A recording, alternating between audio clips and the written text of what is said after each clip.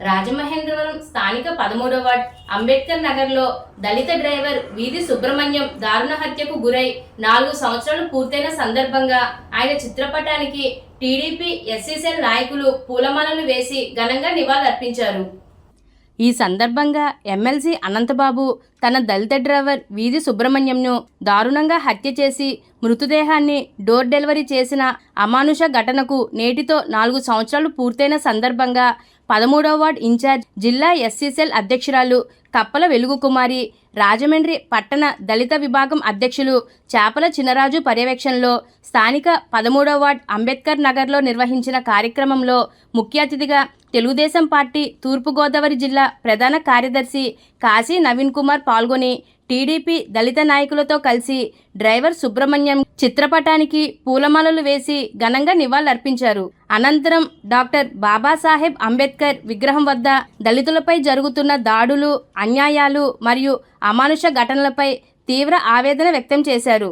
ఈ సందర్భంగా ఆయన మాట్లాడుతూ అధికార దర్పంతో ఒక దళిత యువకుణ్ణి ఎమ్మెల్సీ అనంతబాబు హత్య చేసి మృతదేహాన్ని హతుడు ఇంటికే తీసుకువెళ్లి పడేయడం రాష్ట్ర రాజకీయ చరిత్రలో మానవత్వాన్ని తలదించుకునే ఘటనగా నిలిచిందని అన్నారు.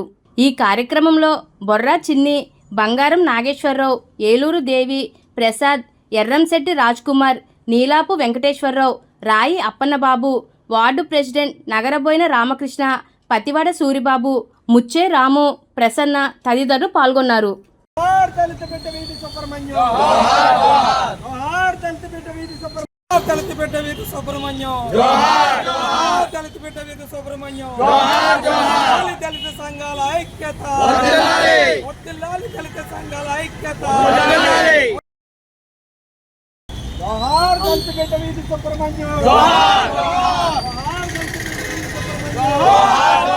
దళితుల ఐక్యత, జోహార్ దళితపేట వీధి సుబ్రహ్మణ్యం.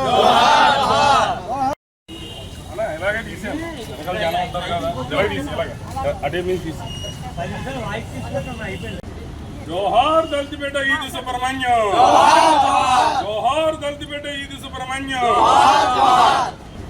జోహార్ దళితపేట ఈది సుబ్రహ్మణ్యం, దళితపేట ఈది సుబ్రహ్మణ్యం, దళితపేట ఈది సుబ్రహ్మణ్యం. ఈరోజు దళిత బిడ్డ వీధి సుబ్రహ్మణ్య గారు చనిపోయిన రోజు 19 మే 5వ తారీఖున మరి 19వ తారీఖున అతి క్రూరంగా చంపబడి ఎవరైతే ఎమ్మెల్సీ అనంతబాబు ఉన్నాడో చంపేసిన తర్వాత కారులో ఎక్కించుకొని ఇంటికాడ కారు డోర్ డెలివరీ చేయడం చాలా దురదృష్టకరం. ఈ విషయం కూడా ఆంధ్ర రాష్ట్రమే కాదు ఇతర దేశాల్లో కూడా సంచలనం అయింది. ఒక దళిత బిడ్డని అతి క్రూరంగా ఒంటి మీద ఇంచుమించి 22 గాయాలు, అలాగే మరి సిట్ ఏదైతే నివేదిక ఉందో ఆ సిట్లోని తన భార్య కూడా ఇన్వాల్వ్ అయ్యి మర్డర్ చేసినట్టు కూడా నిరూపణ అయితే మరి భార్య మీద కేసు కూడా జరిగింది. ఏదైతే మొన్న ఈ మధ్యన అనంతబాబు సాక్షుల్ని భయప్రాంతులు చేసి వాళ్ళకి ధనం ఆశ చూపి సాక్ష్యాలు తారుమారాలు చేయాలని చెప్తే మళ్ళీ దాని మీద కూడా కేసు అవ్వడం జరిగింది. కాకినాడలో కూడా దాని మీద కేసు అవ్వడం జరిగింది. మళ్ళీ రిమాండ్లో ఉన్నాడు. ఏదైతే జగన్మోహన్ రెడ్డికి ఒకటే మేము డిమాండ్ చేస్తున్నాం, మా దళిత సోదరులు దళిత బిడ్డలు అని కపట ప్రేమ చూపించిన జగన్మోహన్ రెడ్డి నీకు దమ్ము ధైర్యం ఉంటే ఎవరైతే అనంతబాబు ఉన్నాడో అనంతబాబుని పార్టీ నుంచి సస్పెండ్ చేయాలి. ఏదైతే ఎమ్మెల్సీ పదవి మరి ఇచ్చారో దాన్ని బేషరతుగా క్యాన్సిల్ చేయాలని నేను దళిత సంఘాలను డిమాండ్ చేస్తున్నాం. ఏదైతే 2019, 2024 మధ్యన చూసుకుంటే ఇంచుమించు 220 మంది దళిత బిడ్డలను పట్టుకు పెట్టుకున్నారు. అలాగే దళిత మహిళల మీద 627 రేప్ కేసులు కానీ ఇవన్నీ జరిగినాయి.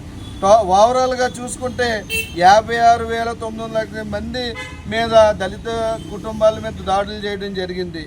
ఏదైతే మరి జగన్మోహన్ రెడ్డి ఎలక్షన్ వరకు కూడా ఎస్సీ ఎస్టీలు నా బిడ్డలు లేకపోతే మా అన్నలు మా తమ్ముళ్ళు అని ప్రవగలు పలికే జగన్మోహన్ రెడ్డి ఇప్పుడైనా కళ్ళు తెరిచి మరి నీకు ఏదైతే ఈ ఎలక్షన్లో దళితులే నీకు చెంపపెట్టి చెప్పి మరి నీకు 11 సీట్లకే పరిమితం చేశారు.